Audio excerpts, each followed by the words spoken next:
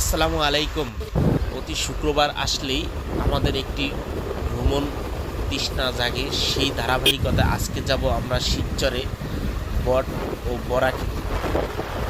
সবাই মিলে একটা হবিগঞ্জ ব্রিজের উপর দিয়ে আমরা যাচ্ছি। কিছুক্ষণ পরেই চলে আসলাম সেই সম্যক বাজারে।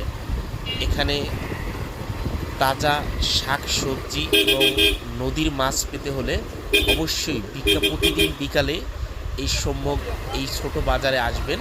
গ্রাম্য স্বাদ যদি পেতে চান তাহলে এখানেই আসবেন। সম্যক ব্রিজের উপরে কিছুক্ষণের মধ্যে উঠব।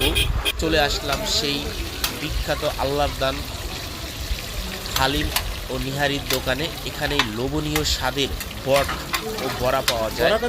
আমরা বট ও বড়ার স্বাদ নিলাম। আপনারা যদি নিতে চান অবশ্যই শিবচর বাজারে চলে আসবেন। খুবই মজাদার ছিল এই ভাইয়ের বট ও বড়াটা। ঘ্রাণ এবং স্বাদ ছিল অসাধারণ। ধন্যবাদ সবাইকে।